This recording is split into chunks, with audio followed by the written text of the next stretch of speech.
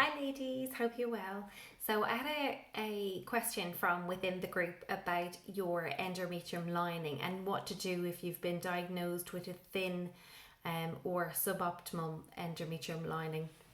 And this actually happened to me. I'm not sure if it was the cause of my fertility issues, but it was a concern. And I had it tested or checked many times. And sometimes it was okay, and other times it wasn't in an optimal shape. So it was too thin. So at the time, I looked into lots of ways of getting it thick, and sometimes it improved, and other times it didn't. But I guess if you look from a holistic point of view, there are many things you can do to improve your endometrium lining. Often it's to do with hormonal imbalances.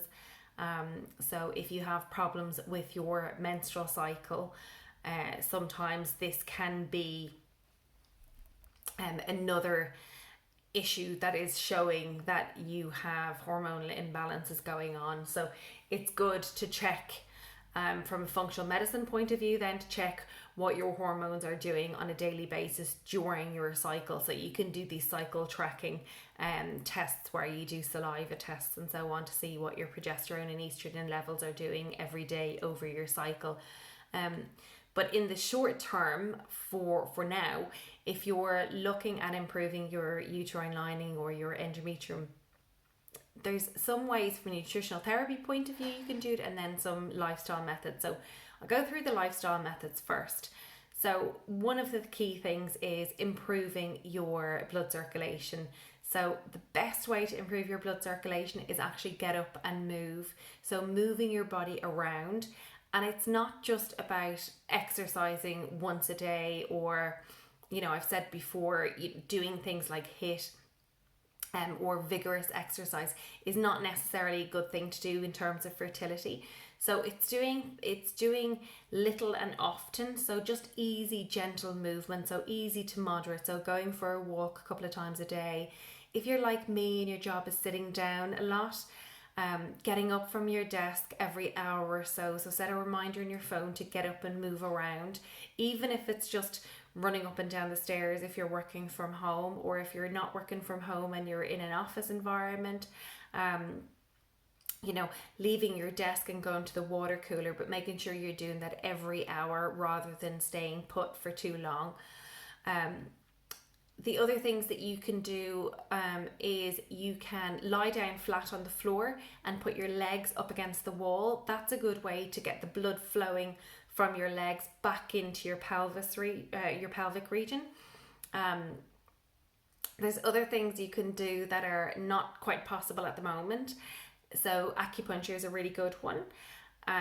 But what I would say about acupuncture, often what acupuncture is doing is bringing heat to the area. So if you can use a hot water bottle on your tummy once or twice a day, do that, and that sometimes can help. There's other things that you can do, like yoga is another good one. So any stretching, movement of the area. Massage is a really good one. So specifically fertility massages, which is really difficult to do at the moment, obviously. If you look online on YouTube, search for fertility massages or fertility self massages, and there are a few demos there. A lot of them are trying to sell you courses and fertility, giving you fertility information, and there's charges when you look at them, or there's lots of ads. But have a look and see if there's anything that you can teach yourself.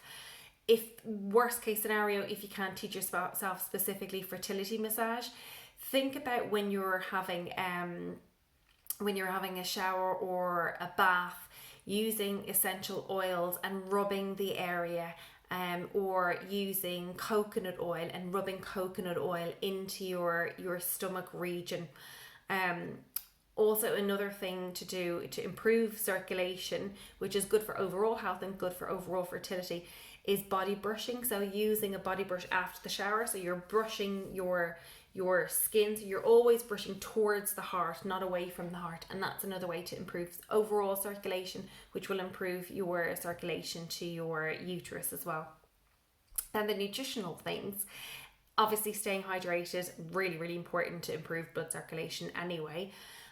There are certain nutrients that are really important for your uterus health. In particular, I would say vitamin E, fish oil, arginine, and eating whole grains, so B vitamins. Vitamin E and fish oil a lot of the time are coming from the same sources. So I'm talking about oily fish, avocados, eggs, nuts, seeds, those sorts of things. Arginine is another good nutrient that's good for uterine health as well. And with arginine, you need to get that from good lean protein sources. So again, fish would be my favorite for that. But talking about also like chicken, beef, if you eat beef, lean, organic if you can, is always better. Nuts, seeds, again, lentils, beans, chickpeas, all of those ones will contain arginine as well. Whole grains, I mean, for me, this is a big problem that I see in a lot of my clients, where they're not eating enough whole grains because somebody somewhere has told them that low carb is good. And there's a lot about the keto diet to manage insulin resistance and to manage polycystic ovarian syndrome.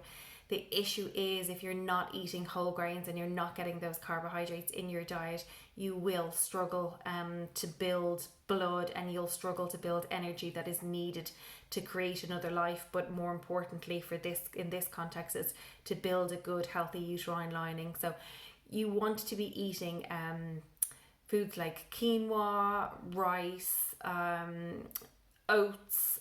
If you're gluten-free, just go for gluten-free oats rather than just the normal bog standard oats.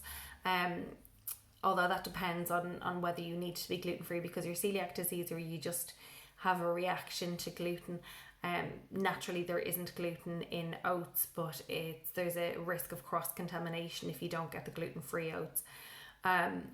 Also, going back just to the fish, so looking for fish oil. If you don't eat fish, taking a supplement of fish oil is good enough in most cases, but then you don't get the protein obviously, and you don't get the vitamin E in most cases. So you do need to be mindful that if you're having fish oil, you need to look at other sources of vitamin E and other sources of protein, as I've already mentioned. So again, I've said it before, avocado, eggs, nuts, seeds, and oily fish are probably my favorite fertility foods. So getting loads of those in and getting some movement. The last and most important thing that I will always say as well is lowering stress levels, which I know is hard to do when you're trying to get pregnant and you've been to see many different clinicians and consultants and spoken on the phone to many different nurses and admin people and whoever. It is really, really tricky to keep those cortisol levels down and to keep your feet on the ground. So doing things like mindfulness practices, meditation, getting out in green spaces is really good if you can do it at all. All of those things all improve your uterine health and your overall health. So I hope you found this helpful, and any other questions, just post them to the group or just contact me directly if you don't want to post them to the group. Thanks so much. Take care.